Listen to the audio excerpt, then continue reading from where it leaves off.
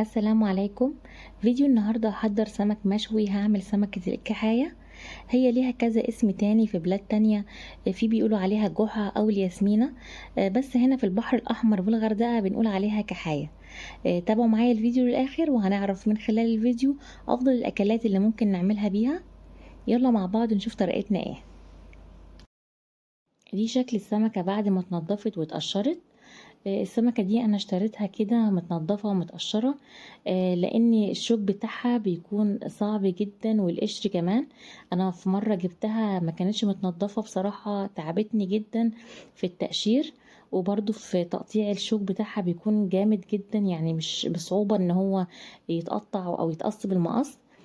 فعشان كده يفضل لو انتوا مش واخدين على تقشير السمك او تقطيعه او كده تشتروها متنضفة، لاني بتكون عايزة حد يكون فاهم في تقشير وتقطيع السمك يعني. طبعا مش كل الاسماك بيكون قشرها صعب، بس السمكة دي يعني من بره قشرها جامد، بس من جوه لحمها طعمه خطير جدا زي الزبدة.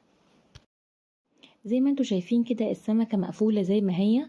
انا ما فتحتهاش سنجاري، انا هخليها مقفولة، بس قطعتها شرايح بالعرض وهو بقطعها شرايح بالطول. الشرايح دي لان انا هحط فيها التتبيلة، وهعمل برضو زي ما عملت في الجنب الاولاني. انا قلبتها دلوقتي وبقطع برضو بشرايح كده. بالنسبة للتتبيلة اللي انا هعملها، معايا هنا توم ومعلقة من الهريسة، انا بستخدمها دايما في السمك. الهريسة دي مكوناتها جزر وفلفل شطة وبرضو توم وكمون وملح وكزبرة. كانت عندي في الفريزر اخدت منها معلقة. طيب البديل ليها ايه؟ هنحط جزر وفلفل شطة، يعني ممكن نحط جزراية صغيرة كده وفلفل شطة، بديل الهريسة دي. وبالنسبة للبهارات انا معايا هنا كمون وكزبرة وفلفل وملح وكركم. البهارات دي لو منفصلة عندكم كل حاجة لوحدها، هنحط معلقة من الكمون ومعلقة كزبرة ونص معلقة فلفل ومعلقة كركم ومعلقة ملح. هنخلط كل الكلام ده مع بعضه كده، التوم والبهارات والهريسة اللي انا حطيتها. زي ما قلت لكم البديل الهريسة الجزر والفلفل الشطة. ودلوقتي بقطع البصل والطماطم شرايح. البصلايه دي صغيره مش كبيره، هي والطماطم برضو. سمكة الكحية مش بنعملها شوي بس، ليها طريقة تاني اللي هي السلق، بتبقى طعمها خطير جدا والشوربة بتاعتها جميلة جدا. لو تفتكروا كمان فيلم جزيرة الشيطان لما عادل إمام قال شوربة ديل الكحية، معرفش يقصد بالسمكة دي ولا ايه. ودلوقتي انا قطعت الطماطم والبصل واديت لهم كمان كده زي معلقة من التتبيلة اللي انا عملتها، تبلتهم وخليتهم على جنب. ودلوقتي هتبل السمكة. باخد من التتبيلة وافضل اتبل كده في السمكة ما بين الفتحات وفي الراس ومن بره ومن جوه. بغطي السمكة كلها كده من التتبيلة. ودلوقتي هقلب السمكة، برضو هعملها من الجنب التاني نفس اللي عملته، وبفتحها وبحط برضو التتبيلة من جوه.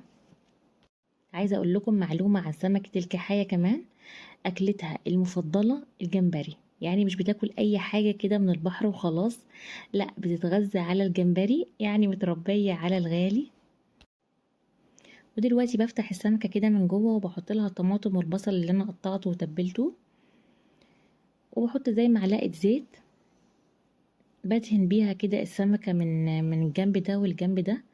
عايزة اقول لكم كمان ان انا مش دايما بحط زيت في السمك المشوي، في اوقات كتير بنساه وبرضه بيطلع حلو ومش وحش. بجيب صينية وبحط لها ورق سيلفر، وبجيب كمان ورق السيلفر تاني بحطها فوق الصينية وعليها ورقة زبدة، وبجيب السمكة بحطها في النص، وبحط باقي الطماطم والبصل حوالين السمكة كده بوزعها، وشرايح ليمون. في المرحلة دي ممكن كمان نحط الخضرة والبقدونس والكزبرة مع التتبيلة ونحطها في الفرن، بس أنا عن نفسي مش بحب طعم الخضرة يكون مشوي، بحب أحطه كده بعد ما السمكة تتشوي خالص، بحب أرشه عليها من فوق.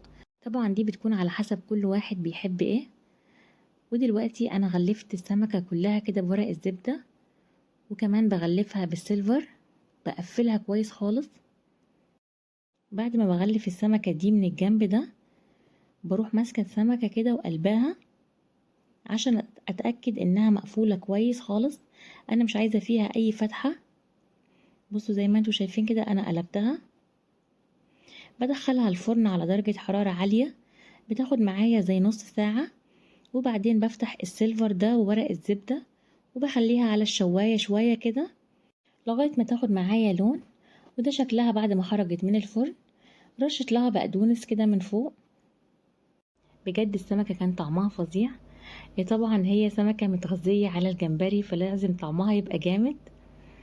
جربوا الوصفة وقولوا لي رأيكم ايه في التعليقات. ولو عجبكم الفيديو ما تنسوش تعملوا لايك وشير. ولو لسه ما اشتركتوش في القناة يا ريت تشتركوا وتفعلوا زر الجرس عشان يوصل لكم كل جديد ان شاء الله. وبختم الفيديو بدعاء: اللهم اهدنا فيمن هديت، وعافنا فيمن عافيت، وتولنا فيمن توليت، وبارك لنا فيما أعطيت، وقنا واصرف عنا شر ما قضيت. سبحانك تقضي ولا يقضى عليك، والسلام عليكم ورحمة الله وبركاته.